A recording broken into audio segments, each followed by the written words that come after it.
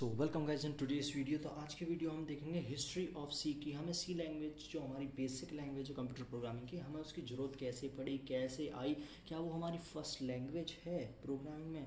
तो गाइज इसी चीज़ के बारे में डिस्कस करते हैं। तो अभी फ़िलहाल स्टार्ट करते हैं। तो आज का हमारा गाइज टॉपिक है हिस्ट्री ऑफ सी। तो गाइज मैं आपको सबसे पहले बता दूं कि जो सी है वो हमारी फर्स्ट प्रोग्रामिंग लैंग्वेज नहीं है। इससे पहले भी प्रोग्रामिंग लैंग्वेज बनी है जो थी हमारी बी लैंग्वेज, BCPL। और गाइस इससे पहले भी जो हमारी फर्स्ट थी वो थी हमारी गाइस एल्गोरिथम बेस्ड, ALGOL, जो गाइस हमारी बनी थी 1960 में। गाइस ये थी हमारी एल्गोरिथम बेस्ड लैंग्वेज जो डेवलप करी थी इंटरनेशनल ग्रुप ने। फिर गाइज इसके बाद हमारी आई BCPL, जो दूसरी लैंग्वेज एल्गोरिथम के बाद आई वो थी हमारी BCPL, जिसकी फुल फॉर्म थी basic computer programming language, BCPL, जो गाइज हमारी आई 1967 में, जिसको डेवलप किया मार्टिन रिचर्ड ने। फिर गाइज इसके बाद आई हमारी बी लैंग्वेज जो आई गाइज हमारी 1970 में, जिसको गाइस बनाया केन थॉम्पसन ने। लेकिन गाइस सी लैंग्वेज जो है वो 1970 में आ चुकी थी सी लैंग्वेज, लेकिन जो ऑफिशियली जो उसका वो लॉन्च वगैरह था वो हुआ हमारा गाइस 1972 में, जो हमारी सी लैंग्वेज है। अब गाइस बात आती है कि इसकी हमें ज़रूरत क्या पड़ी।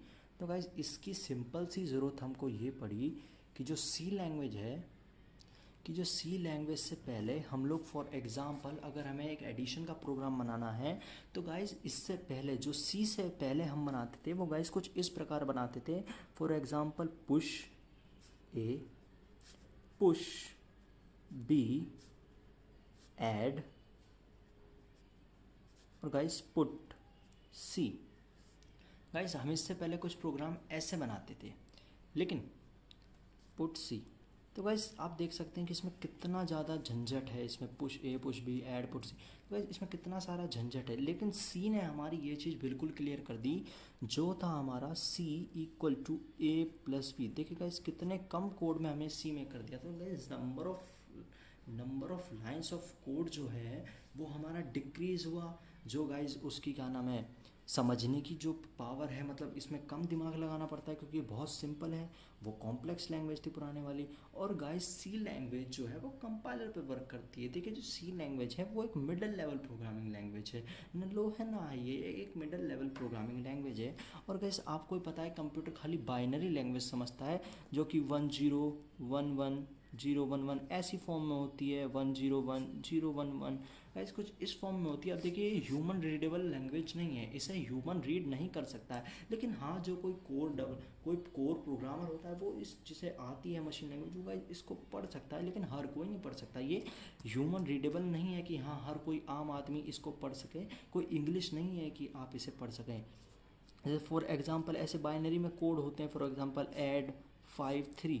तो ये जो मैंने लिखा है ऐड 53, ये गाइस ह्यूमन रीडेबल है, लेकिन ये मशीन रीडेबल नहीं है।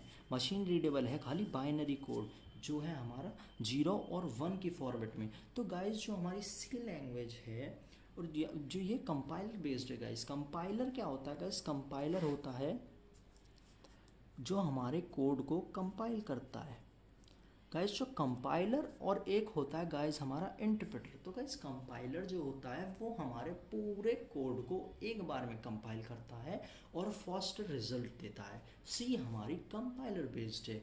और गाइस जो इंटरप्रेटर होता है वो guys line wise lines, for example guys ये 5 लाइन ऑफ कोड्स है, तो जो कंपाइलर है वो इसको एक बार में कंपाइल कर देगा। लेकिन जो इंटरप्रेटर है वो पहले इस लाइन को कंपाइल करेगा और इस लाइन को चेक करेगा, फिर इसको करेगा, फिर इसको करेगा, फिर इसको करेगा। तो इंटरप्रेटर स्लो तो होता है, लेकिन इंटरप्रेटर कंपाइलर से ज़्यादा सिक्योर होता है। तो गाइस हमें कंपाइलर या फिर इंटरप्रेटर की ज़रूरत क्या पड़ती है? तो गाइस वो इसलिए पड़ती है कि जो ह्यूमन रीडेबल कोड है वो कंपाइलर या इंटरप्रेटर हमारा उसको मशीन रीडेबल कोड में बनाता है 0 और 1 की फॉर्म में। और जो मशीन हमें आउटपुट देती है, मतलब मशीन लैंग्वेज में जो आउटपुट आता है 0 और 1 में, वो हमको ह्यूमन रीडेबल फॉर्मेट में देती है कंपाइलर के थ्रू। मान लीजिए मैंने डाला 5+3, अब वो गया बैकग्राउंड में, वो गया 0 और 1 की फॉर्म में, और जो कंप्यूटर ने मुझे आंसर दिया वो भी मुझे दिया 0 और 1 की फॉर्म में। तो जो 0 और 1 की फॉर्म में आंसर आता है वो कंपाइलर उसको कन्वर्ट करता है ह्यूमन रीडेबल में। फॉर एग्जाम्पल मैंने दिया कमांड 5+3, अब गाइस ये बैक एंड में गया, मतलब कंप्यूटर में गया, कंप्यूटर ने इसको प्रोसेस किया और आंसर दिया 8, लेकिन जो उसने 8 दिया वो मुझे दिया 0 1 1 1 कुछ इस फॉर्म में दिया। जो कंपाइलर होता है वो क्या करता है, इसको जो आंसर हमें कंप्यूटर देता है इसको हमें ह्यूमन रीडेबल फॉर्म में देता है। फॉर एग्जांपल वो हमको 8 दिखाता है, लेकिन जो बैक एंड की प्रोसेसिंग कंप्यूटर करता है वो गाइस मशीन लैंग्वेज हो गई, बाइनरी लैंग्वेज होगी, 0 और 1 की फॉर्म में करता है। तो गाइस इन सब चीज़ों की, जैसे मैंने आपको दिखाया ये पहले ऐसे बनता था ऐड का प्रोग्राम, तो गाइस इन सब चीज़ों की कॉम्प्लेक्सिटी घटाई है सी लैंग्वेज ने और इजी बनाया गया है गाइस इसको हम। और इसके डेवलपर कौन थे गाइस, इसके डेवलपर थे Dennis Ritchie, DENNIS, Dennis, RITCHIE, Ritchie. इसके गाइस डेवलपर थे डेनिस रिची, जो फादर ऑफ सी भी कहा जाता है। और गाइस सी जो है वो मदर ऑफ ऑल लैंग्वेज भी कहा जाता है सी को, क्योंकि बेसिक लैंग्वेज है। अगर देखिए गाइस लैंग्वेज, अगर आप किसी एक लैंग्वेज में भी अपने लॉजिक क्लियर कर देते तो गाइस अलग अलग लैंग्वेज में खाली सिंटेक्स चेंज होता है। जो इफ़ के लॉजिक इधर लगते हैं वही आपके कहीं और लगेंगे, पाइथन जावा हर जगह गाइस लॉजिक सेम रहता है। लेकिन हाँ, एक चीज़ को करने के बहुत सारे तरीके हैं। जैसे मैंने a+b सी में ऐसे एक वेरिएबल में करके कर दिया, मैं इसको डायरेक्ट भी प्लस करवा सकता हूँ। ये सब हम आगे इस सीरीज़ में सीखेंगे, जो कि हमारी सी की सीरीज़ है। ये गाइस थोड़ी बहुत हिस्ट्री थी जो आपको पता होनी चाहिए कि हमें सी की ज़रूरत क्यों पड़ी, कंपाइलर जो हम सी में यूज़ करते हैं वो क्यों यूज़ करते हैं। तो आगे बढ़ने से पहले आप इसमें गाइस 2 ID, मतलब जो इनकी डेवलपमेंट के लिए हम सॉफ्टवेयर यूज़ करते हैं जिसमें हम अपने कोड को लिख सकते हैं, कंपाइल कर सकते हैं, उसमें गाइस पॉपुलरली बहुत सारे हैं। वैसे आप ऑनलाइन भी यूज़ कर सकते हैं, वो भी कर सकते हैं, लेकिन गाइस जो बेसिक वगैरह है उसमें गाइस आपके आते हैं टर्बो C++, और गाइस एक है हमारा देव C++। अब गाइज ये जो है ये हमारे हैं तो C++ के, लेकिन ये C को भी रन कर सकते हैं। वो कैसे रन करते हैं, वो गाइज इसमें हम .c की एक्सटेंशन से अगर सेव करते हैं तो गाइज वो उसको चेंज कर देता है, मीन्स वो प्लेटफॉर्म फिर या फिर उसी की वो सब फाइलें वगैरह लोड कर देता है, क्योंकि इन सब में वो प्रेजेंट होती है। तो गाइज ये थी थोड़ी बहुत हिस्ट्री। और गाइज मैं आपको चाहूँगा कि आप ये देव C++ और टर्बो C++ इनमें से कोई भी एक अपन अपने पीसी में डाउनलोड कर लें। वैसे मैं इसके ऊपर भी एक वीडियो डालूंगा कि आप कैसे इसे डाउनलोड इंस्टॉल कर सकते हैं। तो गाइज ये थी थोड़ी बहुत हिस्ट्री जो बेसिक आपको पता होना चाहिए। तो गाइज मिलते हैं आपसे अगली वीडियो में। और गाइज एक बात और, ये जो है गाइज हमारी एक स्ट्रक्चर प्रोग्रामिंग लैंग्वेज है, ये हमारी procedure based structure programming language है। ये हमारी ऊप्स ओरिएंटेड नहीं है गाइज, ये हमारी प्रोसीजर बेस्ड है। देखिए गाइज ऊप्स और प्रोसीजर बेस्ड में गाइज मैं आपको फ़र्क बताता हूँ क्या आता है।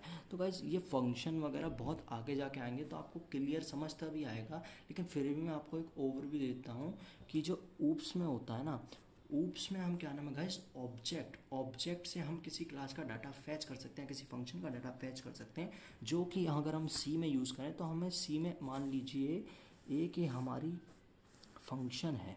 ये गाइज आपकी बाद में समझ में आएगा, लेकिन फिर भी मैं आपको बता रहा हूँ ये फंक्शन है। इसमें गाइज आपके 5 वैल्यू हैं, आपके 5 आंसर हैं, लेकिन मैं चाहता हूँ सिर्फ इनमें से खाली मेरा फर्स्ट वाला है। तो गाइज ये सी में पॉसिबल नहीं है, क्योंकि ये ऊप्स पे बेस्ड नहीं है, प्रोसीजर बेस्ड है। और गाइज इसका एक अलग स्ट्रक्चर होता है इनके प्रोग्राम बनाने का। इसमें ऐसा नहीं होता कि आप सिंपल वहाँ पर लिख देंगे प्रिंट एफ और आपका प्रोग्राम रन हो जाएगा। नहीं गाइज ऐसा नहीं होता है, इसमें आपको हेडर फाइल्स इंक्लूड करनी पड़ती है, आपको सब इंक्लूड करना पड़ता है इसके लिए। तो गाइज ये सब हम सीखेंगे अगली वीडियो में। गाइज आज की वीडियो में इतना ही, और जैसे धीरे धीरे ये सीरीज़ बढ़ती जाएगी आपको बहुत कुछ इसके बारे में पता चलता जाएगा, बहुत कुछ आपको इसके बारे में नॉलेज होती जाएगी। तो गाइज स्टे ट्यून, मिलते हैं आपसे अगली वीडियो में जिसमें हम और इसके बारे में पता करेंगे कि और सी में क्या क्या होता है, क्या उसके सिंटैक्स होते हैं, कैसे कैसे होते हैं। तो गाइज मिलते हैं आपसे अगली वीडियो में, तब तक के लिए बाय बाय, टेक केयर।